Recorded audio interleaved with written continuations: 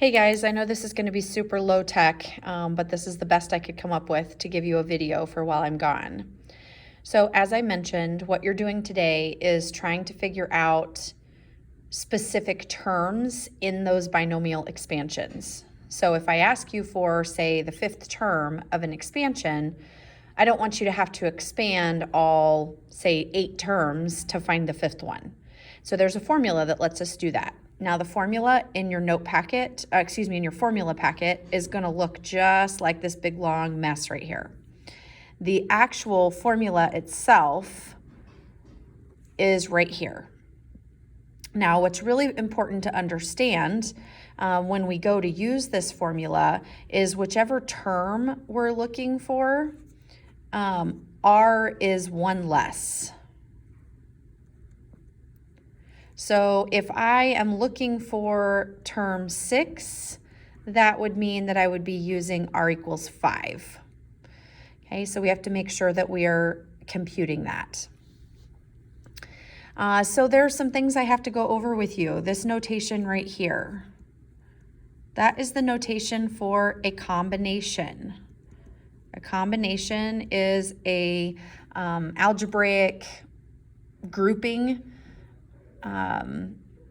counting system. So it tells us, for example, if I had 8 people to choose from and I wanted to make groups of 2, how many groups could I make with those 8 people? So your calculator will actually compute that for you. You don't have to use a formula or anything. It's in math. And if you arrow over to probability, because as I said, we use this in statistics. So if you arrow over to probability, then you would be choosing NCR. C stands for combinations. Okay, now my calculator is a little bit different. So your calculators, when you choose NCR, might actually look something like this, where you could actually then put in the 8 and the 2. For those of you that have a calculator like mine that is saying answer, we have to actually put the N value, which in this case is 8, first, then go choose math, probability, NCR, and then choose the 2. So we have to put it in our calculators like this. Then once you hit enter, it will tell you. So if I had 8 people and I was making groups of 2, there would be 28 possible groups of 2 that could be formed. Now we're not using that for grouping or for statistics.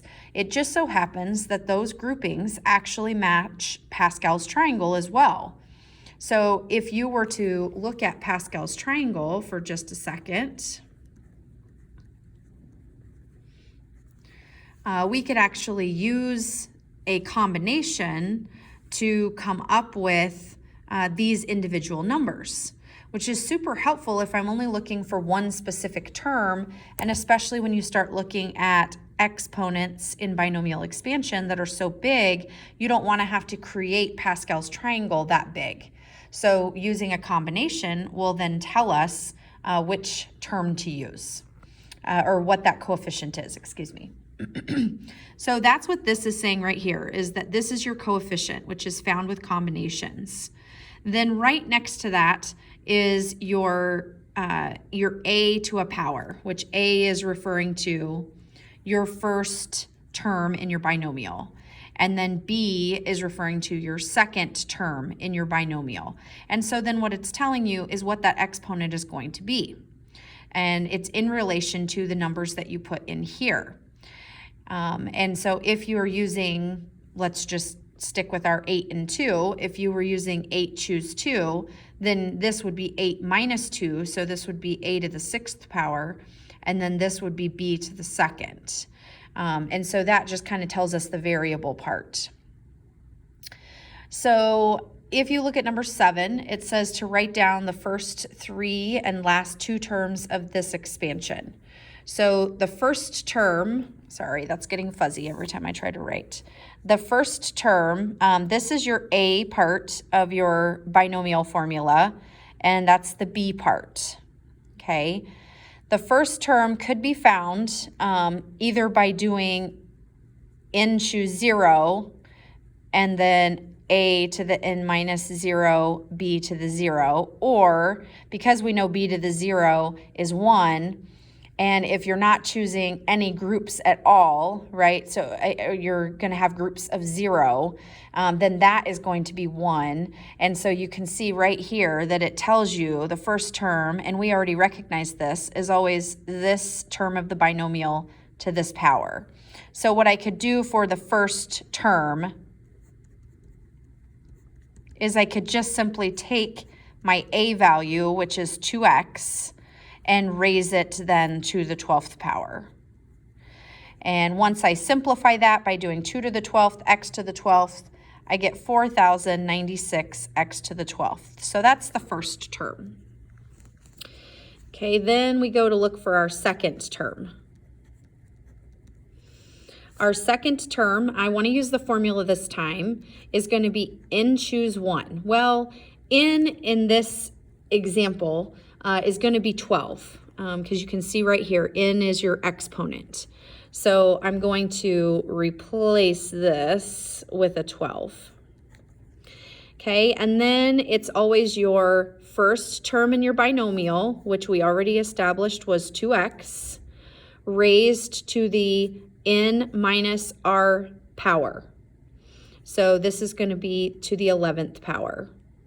And then the second term in your binomial expansion, which is 1 over x, raised to the r power, which is 1.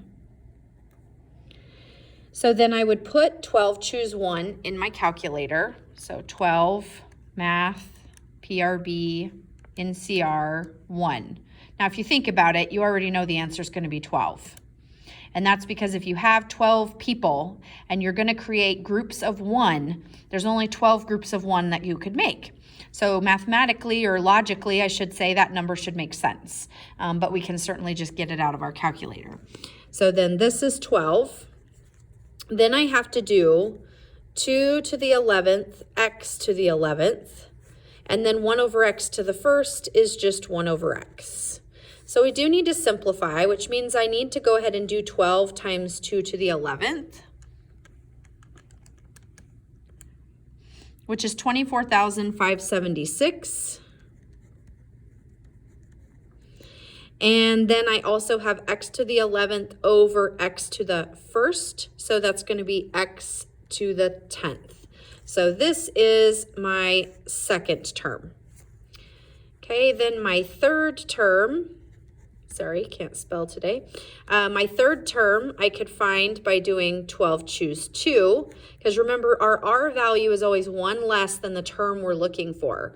So I would do 12 choose 2, then the first part of my binomial expansion to the 12 minus 2 power, then the second part of my binomial expansion to the r power. So then I want to do 12 choose 2 in my calculator, which is 66. So this is 66.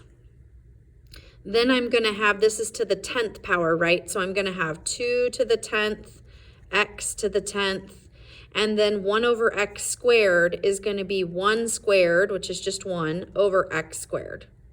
So then I need to simplify. So I do 66 times 2 to the 10th in my calculator, which is 67,584. And then I have x to the 10th over x squared, which is x to the 8th.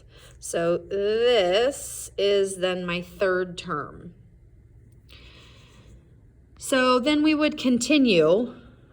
The second half of the question was to find the last two terms. So first of all, you need to think about what that means. Well, if you're raising something to the 12th power, that means that there are going to be 13 terms.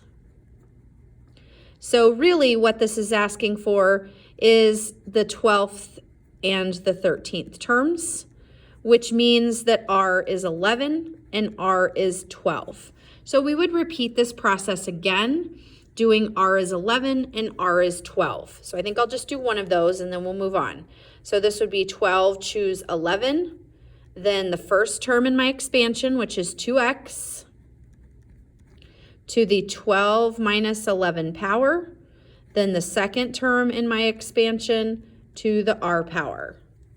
So then if I do 12 choose 11 in my calculator, you will get 12.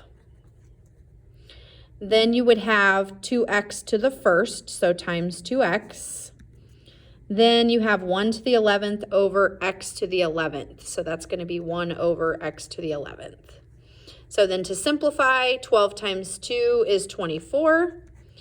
And then x divided by x to the 11th would be x to the 10th on the bottom. So this would be your next to last term. Okay, and then I would do that one more time with 12 choose 12, and that would then give me my final term, or I could just do that. That's my final term, right? So 1 over x to the 12th would be your last term. So that one was a lot because it asked us for a lot of different terms. So number 8 just gives us a chance to look at a fresh problem, but it only asks for one specific term. And this one actually says, do not simplify your answer. The reason is we end up getting really huge numbers that then are converted into scientific notation. So rather than writing it that way, we just write, we would multiply this times this times this, and then we just leave our answer. So if we want the 7th term, r needs to be 6, right? It's always one less. So then I would be doing 14 choose 6. Remember, n is your exponent, so n choose r. The first term in your binomial raised to the 14 minus 6 power. The second term in your binomial raised to the r power. Now we do have to think a little bit about signs because this one does have a negative. So the easiest way to kind of account for that is to think of that as a negative 4 over x squared. And of course, if this was negative and I'm raising it to a 6th power, then my answer is going to be positive. So you could put the negative in there if you want, just to make sure that you think about it, because you do have to make sure. So then I would do 14 choose 6 in my calculator, which is 3003. So that is 3003. 14 minus 6 is 8. So this is 3 to the 8th, x to the 8th. And then again, we said this was going to be positive because you're raising it to an even power. So I have 4 to the 6th over x squared to the 6th, which is x to the 12th. So I need to simplify a little bit. This doesn't mean don't simplify at all. It just means we need to, like I said, don't write it in scientific notation at the end. If I do 3 to the 8th right here, then I might write this as 3003 times 3 to the 8th is 6,561. And then I also have this 4 to the 6th. So if I do 4 to the 6th, that is 4,096. And then x to the 8th over x to the 12th gives me, and x to the 4th in the bottom. So this is what I would say is where they want you to stop, because we can't multiply that together without it being in scientific notation. But then that's it. That is your answer. That's the 7th term. So then on number 9, you have a different expansion. It says to find the coefficient of x to the 6th. So we're going to have to think about a couple of different things. One is you might be able to figure out which term has x to the 6th, but that's going to be challenging because you've got an x here that's getting raised to a power and an x down here. And so as you've seen, sometimes, we don't end up with the variable part we expect. So there's a surefire way to figure things out here, and that would be to first figure out which term we're talking about. So this is being raised to the 12th power. So if I do 12 choose r, because I don't know which term I'm talking about, I could put r here. Okay, then I would do the same setup as I always do, which is the first term of my binomial expansion raised to the then 12 minus r power, and then the second term of my binomial expansion raised to the r power. So I'm just filling it in the same way I normally would, but just understanding that since I don't know what term I'm dealing with, then I don't know what r is, and so I'm just kind of filling it in. Well, let's just keep simplifying as much as we can. I can't do anything with this, but I could simplify here. We multiply exponents in this situation, so this would be 24 minus 2r. And then I could raise that 4 to the r power and this x to the r power. Well, a little bit more simplifying could happen here because you have x's on the top and the bottom. Just like in this example, when we had x's on the top and the bottom, we ended up simplifying. So we want to do the same thing here. Well, how did we do that? In mathematical terms, we would have subtracted the exponents, which would have given us a negative exponent, which then means we need to move it to the bottom. So I need to subtract my exponents. If I subtract 24 minus 2r minus r, I'm going to get 24 minus 3r. So I'm going to have, trying to figure out how to write this and show you at the same time. I'm going to have x to the 24 minus 3r, and then 4 to the r power. Now that was important because what are we trying to find? X to the 6th. And I now have my x's simplified. I need this to end up being x to the 6th, which means that I need 24 minus 3r to give me 6, right? So if I solve that equation, then I will know what r has to be. And so you should end up with, in this case, r has to be 6. So if you put 6 right here, 24 minus 18 is 6, which means you'd have x to the 6th. So we now know that we're dealing with the 7th term because r is 6. And we've been asked to find the coefficient. Well, now that we know r is 6, the coefficient is going to come from this and this. Whoops, and this, right? Because those numbers would end up getting multiplied together. So put your r of 6 in and go figure out what that is. So do 12 choose 6 in your calculator, and then do 4 to the 6th in your calculator, and then multiply those two numbers together. Okay, so you're doing 12 choose 6 times 4 to the 6th.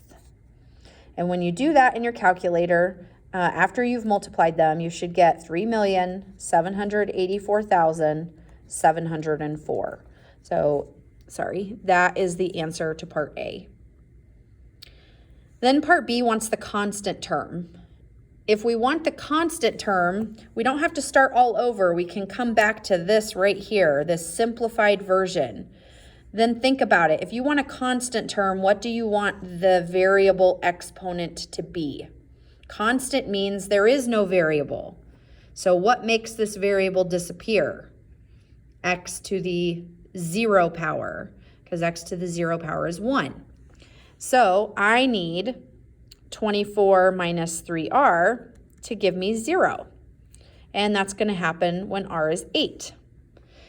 And so then if we go put 8 in for r, again, in this expression, that means putting 8 here, so 4 to the 8th, and putting 8 here, 12 choose 8. So I would do, just like on the last problem, 12 choose 8 times 4 to the 8th. So then I would do this in my calculator, and you should end up with 32,440,320. And that would be your answer then to part B. Okay, sorry it was so jostly and not super easy, and I know my hand got in the way a few times. This was the best I could do. Try as best you can on the homework assignment. Obviously, we have a review day for the summative tomorrow, so you will have time to ask questions, but you really need to try to get as much of it done as you can so that we're just clarifying ideas. If you're trying to learn this tomorrow, then you're not going to be preparing for the summative. So do your best to get through as much of the lesson as you can, as much of the homework as you can. Have a great day.